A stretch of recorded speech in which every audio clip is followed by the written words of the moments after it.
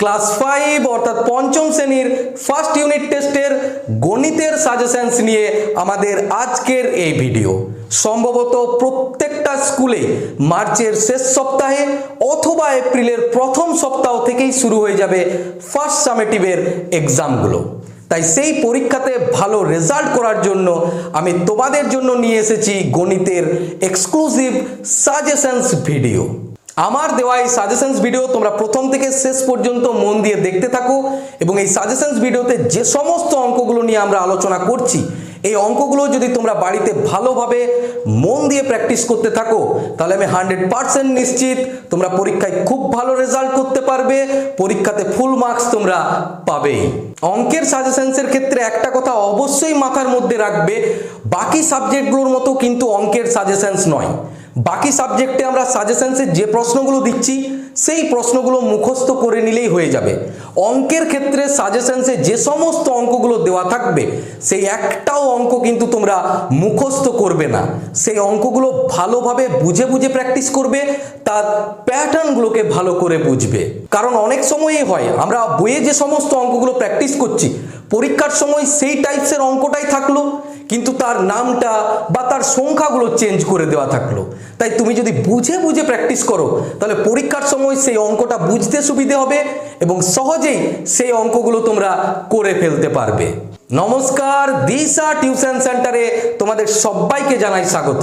পরীক্ষায় সাফল্য লাভের জন্য, পরীক্ষায় ভালো রেজাল্ট করার জন্য তোমরা অবশ্যই চ্যানেলটিকে সাবস্ক্রাইব করে নিও।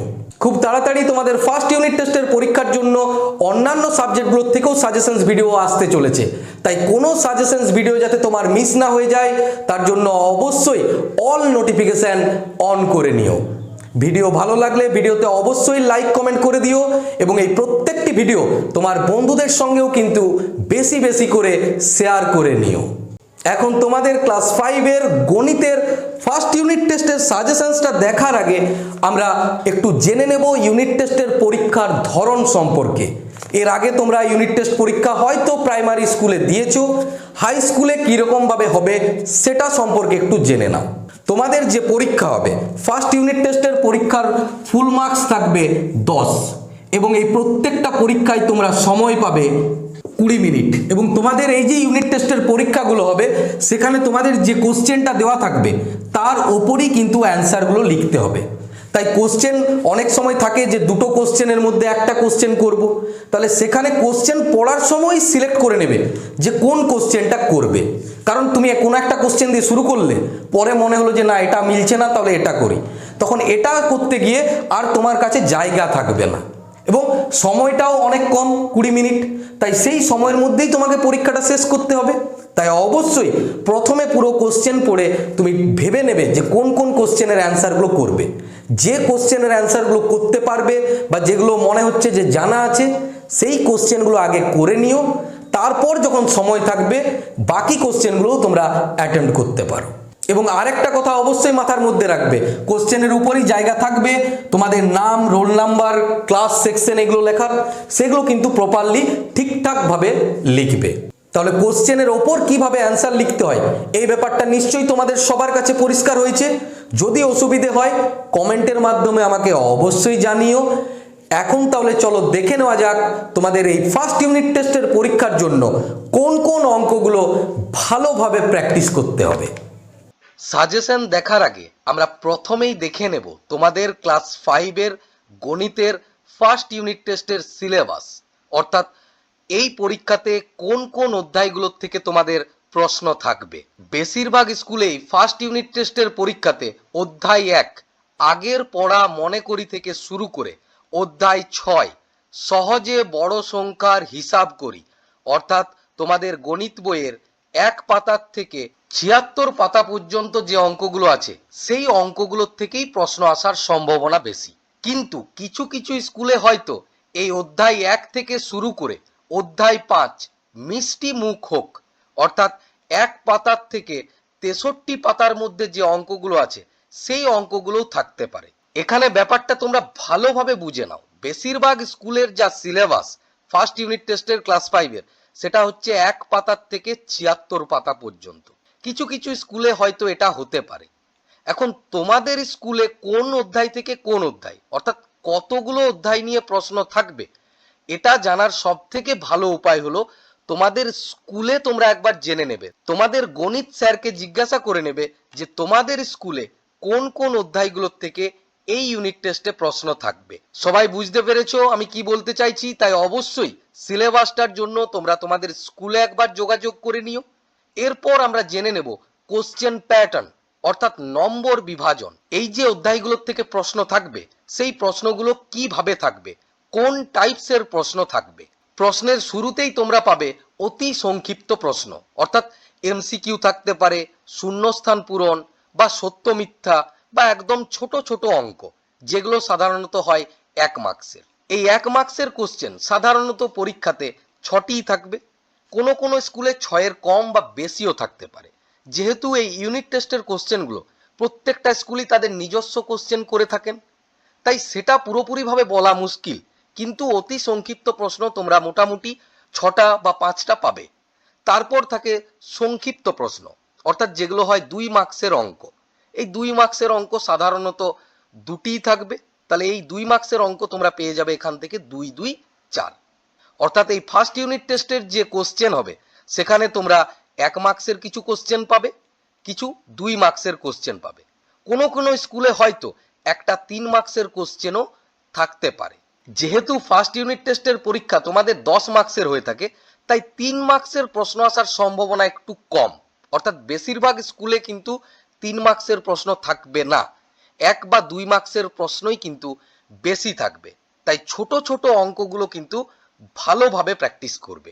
সিলেবাস এবং কোশ্চেন প্যাটার্ন এগুলো নিশ্চয়ই তোমাদের কাছে পরিষ্কার হয়েছে। এরপর তোমরা বের করে নাও তোমাদের গণিত বই এবং পাশে অবশ্যই খাতাটা রেখে নাও। আমি তোমাদের যে সমস্ত অঙ্কগুলো বলবো সেই অঙ্কগুলো তোমরা বইয়ের মধ্যে বা খাতার মধ্যে অবশ্যই মার্ক করে নিও। তোমরা সবাই গণিত বই বের করে নিয়েছো তো? সেই গণিত বইয়ের 17 পাতায় চলে এসো। সেখানে একদম নিচের দিকে দেখো একটা লেখা আছে ভাজ্য সমান ড্যাশ গুণিত ড্যাশ যুক্ত ভাগশেষ, অর্থাৎ ভাজ্য সমান ভাজক গুণিত ভাগফল যুক্ত ভাগশেষ। এই সূত্রটা ভালোভাবে মনে রাখবে, অনেক সময়ই এটাকে অতি সংক্ষিপ্ত প্রশ্নে থাকে বা এই রিলেটেড অঙ্কেও থাকতে পারে। আর তার উপরেই দেখো আরেকটা দেওয়া আছে যে ভাগশেষ লেস দেন ভাজক, এটাও কিন্তু অতি সংক্ষিপ্ত প্রশ্নে থাকেই, যে ভাগশেষ ভাজকের থেকে ড্যাশ বড় না ছোট নাকি সমান। তাহলে মনে রাখবে ভাগশেষ সবসময় ভাজকের চেয়ে ছোট হয়। 17 পাতায় এই দুটো মার্ক করে নিয়েছো। এরপর চলে এসো 20 পাতায়। 20 পাতার নিচের দিকে দেখো দেওয়া আছে ভগ্নাংশগুলোর মধ্যে কোনটা বড় বা কোনটা ছোট। এই অঙ্কগুলো কিন্তু খুবই সহজ, যেহেতু এদের সবারই হরগুলো একই আছে, তাই যাদের লব ছোট সেটাই ছোট। এই প্রথমেরটাই লক্ষ্য করো, দুটোতেই হরে 12 আছে, এর লবে কত দেওয়া আছে 5, তাহলে এটাই ছোট, তাই 5-এর 12 লেস দেন 8-এর 12। এগুলো একটু আধটু দেখে রাখবে, 1 মার্কসের কোশ্চেনে থাকে, কিন্তু প্রত্যেকটা অঙ্কই এগুলো বুঝে প্র্যাকটিস করবে, কারণ পরীক্ষার সময় যে এইগুলোই থাকবে তার কোনো মানে নেই, আলাদাও থাকতে পারে। তাই অঙ্ক করার ক্ষেত্রে সবসময় মাথার মধ্যে রাখবে যে অঙ্কটা করবে তার প্যাটার্নটাকে, তার টাইপটাকে ভালোভাবে বুঝবে। তারপর চলে এসো 21 পাতা। এই 21 পাতায় 2-এর দাগের যে মান নির্ণয় অর্থাৎ এই যোগের অঙ্কগুলো আছে, এই অঙ্কগুলোকে একটু দেখে রাখতে পারো। এগুলো খুব একটা বেশি থাকে না, কিন্তু অনেক সময়ই থাকতে পারে। এরপর তোমরা চলে এসো 25 পাতায়। 25 পাতার ওপরের দিকে এই 2-এর দাগের অঙ্কটা দেখে রাখবে। 1 থেকে 50 পর্যন্ত মৌলিক সংখ্যাগুলো লিখি। পরীক্ষাতে 50 পর্যন্ত থাকবে না, হয়তো 1 থেকে 10 বা 1 থেকে 30 পর্যন্ত থাকতে পারে। আর এখানে সব থেকে গুরুত্বপূর্ণ যে অঙ্কটা সেটা হচ্ছে এই 5-এর দাগ, মৌলিক জোড় সংখ্যা লিখি, এর উত্তর হচ্ছে 2। 25 পাতার থেকে তাহলে 2-এর দাগ এবং 5-এর দাগ। এরপর চলে এসো 33 পাতা। 33 পাতার একদম নিচের দিকে দেখো এই যে সংখ্যাগুলো দেওয়া আছে 5টি, সেখানে সেই সংখ্যাগুলো দিয়ে 5 অঙ্কের বৃহত্তম এবং ক্ষুদ্রতম সংখ্যা তৈরি করতে হবে। খুবই গুরুত্বপূর্ণ, এই টাইপসের অঙ্ক পরীক্ষাতে থাকবেই থাকবে। এছাড়া এই 33 পাতার উপরের দিকে ঊর্ধ্বক্রমে এবং অধক্রমে লিখি, এগুলোও থাকতে পারে, 1-2টো প্র্যাকটিস করে রাখবে। এবং ওপরের দিকে যেগুলো দেওয়া আছে, যে কোনটা বড় বা কোনটা ছোট, এগুলো থাকার সম্ভাবনা কম, কিন্তু অনেক সময় যদি দিয়ে দেয়, তাই এইগুলো দু একটা তোমরা অবশ্যই দেখে রাখবে। তাহলে 33 পাতার থেকে সব থেকে গুরুত্বপূর্ণ হচ্ছে এই বৃহত্তম এবং ক্ষুদ্রতম সংখ্যা তৈরি, তাছাড়া বাকিগুলো দেখে রাখবে। এরপর চলে এসো 36 পাতা। 36 পাতায় একটা ভাষার অঙ্ক দেওয়া আছে, এই 5-এর ভাষার অঙ্কটা একটু দেখে রাখতে পারো। এরপর চলে এসো 39 পাতায়। সবাই বের করে নিয়েছো 39 পাতা? এখান থেকে দুটো অঙ্ক তোমাদের অবশ্যই ভালোভাবে প্র্যাকটিস করতে হবে, খুবই গুরুত্বপূর্ণ। একটা হচ্ছে 2-এর দাগ এবং অন্য অঙ্কটা হচ্ছে 4-এর দাগ। তোমরা নিশ্চয়ই সবাই এই অঙ্কগুলো করতে পারবে। তবুও যদি কারো অসুবিধে থাকে অবশ্যই আমায় কমেন্টের মাধ্যমে জানিও। তার পরের পাতায় চলে এসো, অর্থাৎ 40 পাতা। এখান থেকে এই 4-এর দাগের অঙ্কটা একটু দেখে রাখবে। তার পরের পাতা অর্থাৎ 41 পাতায় এই যে 2-এর দাগের অঙ্কটা আছে, এটা কিন্তু খুব খুব গুরুত্বপূর্ণ অঙ্ক। পরীক্ষাতে আসার অনেকটাই কিন্তু এই বছর সম্ভাবনা আছে। এরপর 43 পাতায় চলে এসো। 43 পাতায় ওপরের দিকে চলে এসো। এখানে এই 4-এর দাগের অঙ্কটা কিন্তু ভালোভাবে বুঝে বুঝে প্র্যাকটিস করবে, কারণ এই অঙ্কে বইয়ে তোমাদের শ্যামল বাবু দেওয়া আছে। পরীক্ষাতে শ্যামল বাবুর জায়গায় অমল বাবুও থাকতে পারে। আবার এখানে 8 মাসের আয় এবং 9 মাসের খরচ দেওয়া আছে, সেখানে তোমার 7 মাসের আয় 8 মাসের খরচ থাকতে পারে। তাই সংখ্যাগুলো বা নামগুলো যদি চেঞ্জ হয়ে যায়, পরীক্ষার হলে অঙ্কটা যাতে তোমাদের কোনোভাবেই বুঝতে অসুবিধে না হয়, তার জন্য এখন থেকেই কিন্তু অঙ্কগুলোর প্যাটার্ন বুঝো এবং প্রত্যেকটা অঙ্ক বুঝে বুঝে প্র্যাকটিস করো, তাহলে দেখবে পরীক্ষাতে নিশ্চিত ফুল মার্কস তোমরা পাবেই। এই পাতার ওপরের দিকেই দেখো 3-এর দাগে একটা দেবব্রত বাবুর অঙ্ক দেওয়া আছে, মোটামুটি এই টাইপসেরই অঙ্ক। সেখানে একটু ডেটাগুলো চেঞ্জ আছে, এখানে খরচ বের করতে বলেছে, এখানে আয় বের করতে বলেছে, কিন্তু প্রসেস একই। 4-এর অঙ্ক যদি তুমি করতে পারো, 3-এর অঙ্ক সহজেই করতে পারবে, তাই আলাদাভাবে আর 3-এর অঙ্কটাকে আমি আর বলছি না। এরপর চলে এসো 45 পাতা। এই বছরের জন্য এই 5-এর দাগের অঙ্কটা কিন্তু খুব খুব গুরুত্বপূর্ণ। খুব মনোযোগ সহকারে অঙ্কটা প্র্যাকটিস করবে, আসার কিন্তু অনেকটাই সম্ভাবনা আছে। তাছাড়া এখান থেকে এই 4-এর দাগে যে অঙ্কটা আছে, 21,320 দিন সমান কত মাস কত দিন, এটা ভালোভাবে প্র্যাকটিস করবে, খুবই গুরুত্বপূর্ণ। এবং অতি সংক্ষিপ্ত প্রশ্নের জন্য এই যে অঙ্কগুলো আছে 4-এর ক থেকে বর্গীয় জ, এইগুলো তোমাকে ছোট ছোট অঙ্কগুলো প্র্যাকটিস করে রাখতে হবে, যে এত সেকেন্ডে কত মিনিট বা এত মিনিটে কত ঘন্টা কত মিনিট, এই টাইপসের অঙ্ক থাকতে পারে। তাই শুধু এই অঙ্কগুলো করার ক্ষেত্রে এটাই মনে রাখবে যে মিনিট থেকে যখন আমরা ঘন্টায় যাচ্ছি তখন কত দিয়ে ভাগ করতে হবে, বা যখন আমরা মাস থেকে বছরে যাচ্ছি বা দিন থেকে মাসে যাচ্ছি কত দিয়ে ভাগ করতে হবে, এইগুলো মনে থাকলেই যে কোনো অঙ্কই কিন্তু সহজেই করতে পারবে। তার পরের পাতায় চলে এসো।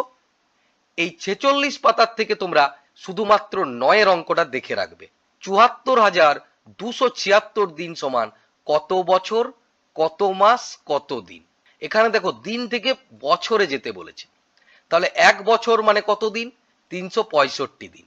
তাই এটাকে 365 দিয়ে ভাগ করলেই আমরা বছরটা পেয়ে যাব। তারপর এখানে যে দিনটা আমার পড়ে থাকলো, সেই দিনকে আমার মাসে নিয়ে যেতে হবে। এক মাসে 30 দিন হয়, তাহলে 30 দিয়ে ভাগ করলেই তুমি মাসটাও পেয়ে যাবে, এবং যেটা ভাগশেষ থাকছে সেটাই হচ্ছে দিন। এখানে করে দেওয়াই আছে, এইভাবেই দেখে দেখে করার চেষ্টা করো। তারপরও যদি অসুবিধে হয় অবশ্যই আমায় কমেন্টে জানিও। 51 পাতার থেকে তোমরা 1-এর দাগ এবং 2-এর দাগ অর্থাৎ গুণনীয়ক নির্ণয় এবং সাধারণ গুণনীয়ক নির্ণয় ভালোভাবে প্র্যাকটিস করবে। এছাড়া এখান থেকে একটা কোশ্চেন প্রায়ই থাকে, আমি সেটা বলে দিচ্ছি, তোমরা খাতার মধ্যে লিখে নাও। পরস্পর মৌলিক সংখ্যা কাকে বলে? উদাহরণ দাও। পরস্পর মৌলিক সংখ্যা কাকে বলে? উদাহরণ দাও। উদাহরণটা এইভাবেও থাকতে পারে যে 9 এবং 8 কি পরস্পর মৌলিক সংখ্যা, বা দেয়া থাকলো যে 15 এবং 25 পরস্পর মৌলিক সংখ্যা, সত্য নাকি মিথ্যা। তাই এর সংজ্ঞাটা কিন্তু অবশ্যই ভালোভাবে করে নিও। তারপর চলে এসো 54 পাতায়। এখানে দেখো দেওয়া আছে ভাগ প্রক্রিয়ায় গসাগু নির্ণয় করি। তোমরা ভাগ প্রক্রিয়াতে গসাগু অবশ্যই ভালোভাবে প্র্যাকটিস করবে। এই বছর খুব গুরুত্বপূর্ণ, আসার অনেকটা সম্ভাবনা আছে। তাছাড়া উৎপাদকের সাহায্যেও কিন্তু গসাগু প্র্যাকটিস অবশ্যই করে রাখবে। পরীক্ষাতে ছাড়াও বিভিন্ন অঙ্কেও কিন্তু সেটা প্রয়োজন হয়। তাছাড়া ক্লাস 5-এ ছাড়াও পরবর্তী ক্লাসগুলোতেও কিন্তু এই গসাগু এবং লসাগুর কনসেপ্ট প্রয়োজন হবেই। এর পরের পাতা অর্থাৎ 55 পাতা বের করে নাও। এখান থেকে ভাষার অঙ্ক তোমাদের দুটো দেখতে হবে, একটা হচ্ছে একের দাগ এবং সব থেকে গুরুত্বপূর্ণ যে অঙ্কটা সেটা হচ্ছে 3-এর দাগ। কোনো ভাষার অঙ্কে যদি সর্বাধিক বা সব থেকে বেশি এই টাইপসের কিছু জানতে চাই, তাহলে জানবে সেই অঙ্কে গসাগু নির্ণয় করতে হবে। আর যদি বলে যে সবচেয়ে ছোট, সব থেকে কম, ক্ষুদ্রতম, তাহলে জানবে সেই অঙ্কে তোমাকে লসাগু নির্ণয় করতে হবে। এই ট্রিক্সটা মাথার মধ্যে রাখো, তাহলে লসাগু এবং গসাগুর অঙ্কগুলো গুলিয়ে ফেলবে না এবং সহজেই সেটা করে ফেলতে পারবে। 55 পাতায় একের দাগ এবং 3-এর দাগ মার্ক করে নিয়েছো। এরপর চলে এসো 58 পাতা। এখান থেকে এই যে গুণিতক নির্ণয় এবং লসাগু নির্ণয়গুলো আছে, এইগুলো দু একটা প্র্যাকটিস করে নিও। এরপর চলে এসো 61 পাতায়। এখান থেকে 4-এর দাগের অঙ্কটা দেখে রাখবে। দেখো কি জানতে চেয়েছে, সবচেয়ে ছোট বা ক্ষুদ্রতম সংখ্যা। তাহলে এখানে 8 এবং 10-এর লসাগু নির্ণয় করলেই তুমি অ্যান্সারটা পেয়ে যাবে। তারপর 63 পাতায় চলে এসো। এখান থেকে খুব গুরুত্বপূর্ণ যে অঙ্কগুলো শর্ট কোশ্চেনে থাকতেই পারে, 2, 3 অর্থাৎ গসাগু এবং লসাগুর পূর্ণরূপ, গরিষ্ঠ সাধারণ গুণনীয়ক আর লঘিষ্ঠ সাধারণ গুণিতক। তারপর দুটি মৌলিক সংখ্যার গসাগু 1, অথবা যদি বলা থাকে দুটি পরস্পর মৌলিক সংখ্যার গসাগু 1, আর দুটি মৌলিক সংখ্যার লসাগু সংখ্যা দুটির গুণফল, বা দুটি পরস্পর মৌলিক সংখ্যার লসাগু সংখ্যা দুটির গুণফল। তাহলে এখান থেকে শর্ট কোশ্চেনের জন্য 2, 3, 5, 6 এগুলো দেখে রাখবে এবং 9-এর দাগের যে অঙ্কটা আছে এটা অবশ্যই ভালোভাবে প্র্যাকটিস করবে। যদি দেবব্রত বাবুর অঙ্কটা না থাকে তাহলে কিন্তু এই 9-এর দাগের অঙ্কটাই আসবে পরীক্ষাতে। দুটি সংখ্যার গসাগু এবং লসাগু দেওয়া আছে, একটা সংখ্যা দেওয়া আছে, অন্য সংখ্যাটা তোমাকে বের করতে হবে। সেটা এই যে সূত্র আছে এই সূত্রের সাহায্যেই পেয়ে যাবে। অর্থাৎ দুটি সংখ্যার লসাগু এবং দুটি সংখ্যার গসাগু সমান হচ্ছে প্রথম সংখ্যা গুণিত দ্বিতীয় সংখ্যা। অর্থাৎ এখানে এই যে লসাগু 5 এবং গসাগু 60 দেওয়া আছে, এই দুটোর গুণফলকে যে সংখ্যাটা দেওয়া আছে সেটা দিয়ে ভাগ করে দাও, তাহলেই অন্য সংখ্যাটাও সহজেই এসে যাবে। এই অঙ্কটা সবার বোঝা গিয়েছে তো? আচ্ছা, সবাই কমেন্টে লেখো তো এখনো পর্যন্ত বাড়িতে কার কত পাতা পর্যন্ত অঙ্কগুলো কমপ্লিট হয়েছে। এরপর চলে এসো 76 পাতায়। এই 76 পাতায় পুরোটাই ভাষার অঙ্ক আছে এবং প্রত্যেকটা অঙ্কই কিন্তু গুরুত্বপূর্ণ। তার মধ্য থেকেও এই বছরের জন্য বেশি গুরুত্বপূর্ণ হচ্ছে 1-এর দাগ এবং 5-এর দাগ। এই দুটো অঙ্ক অবশ্যই ভালোভাবে প্র্যাকটিস করবে। এছাড়া বলবো এখান থেকে তোমরা দেখে রাখবে 3, 4। এই 5-এর দাগের অঙ্কটার মতোই কিন্তু 6-এর দাগের অঙ্ক, তাই আমি আলাদাভাবে 6-এর দাগ বলছি না। এবং তোমাদের যদি মনে হয় তাহলে এই 9-এর অঙ্কটা দেখে রাখতে পারো। খুব একটা এই বছর আসার সম্ভাবনা নেই, কিন্তু বিভিন্ন স্কুলের যেহেতু কোশ্চেন আলাদা আলাদা হয়, তাই হয়তো কোনো কোনো স্কুলের পরীক্ষাতে এই 9-এর দাগের অঙ্কটা থাকতে পারে। অর্থাৎ এই 76 পাতার থেকে তোমরা এই 4-5টি অঙ্কই দেখে রাখবে, 1, 3, 4, 5 এবং 9। এই ছিল তোমাদের গণিতের ফার্স্ট ইউনিট টেস্টের সম্পূর্ণ সাজেশনস ভিডিও। এখানে যে সমস্ত গুরুত্বপূর্ণ অঙ্কগুলো নিয়ে আলোচনা করলাম, এই প্রত্যেকটি অঙ্ক তোমরা বাড়িতে ভালোভাবে মন দিয়ে প্র্যাকটিস করতে থাকো। যদি কোনো অঙ্ক করতে না পারো বা কোনো অঙ্ক বুঝতে অসুবিধে হয়, অবশ্যই আমায় এখানে কমেন্ট বক্সে কমেন্ট করো, অথবা আমায় ইনস্টাগ্রামেও ডিএম করতে পারো। আমার ইনস্টা প্রোফাইলের লিংক এই ভিডিওর ডেসক্রিপশন বক্সেই দেওয়া থাকবে। তোমাদের এই ইউনিট টেস্টের যে কোশ্চেনগুলো হয় সেগুলো বিভিন্ন স্কুলের আলাদা আলাদা কোশ্চেন হয়, তাই অবশ্যই আমার সাজেশনসের বাইরেও তোমাদের স্কুলে বা টিউশনিতে স্যারেরা বা ম্যাডামেরা যে সমস্ত অঙ্কগুলো বলবেন সেই অঙ্কগুলোও কিন্তু তোমরা মন দিয়ে প্র্যাকটিস করে নিও। খুব তাড়াতাড়ি তোমাদের অন্যান্য সাবজেক্টগুলোরও সাজেশনস ভিডিও আসতে চলেছে, তাই কোনো সাজেশনস ভিডিও যাতে তোমার মিস না হয়ে যায় তার জন্য অবশ্যই চ্যানেলটিকে সাবস্ক্রাইব করে নিও, ভিডিও ভালো লাগলে ভিডিওতে লাইক কমেন্ট করে দিও এবং এই প্রত্যেকটা ভিডিও তোমার বন্ধুদের সঙ্গেও কিন্তু শেয়ার করে নিও। আজ তাহলে এই পর্যন্তই, তোমাদের সঙ্গে দেখা হবে এর পরের ভিডিওতে।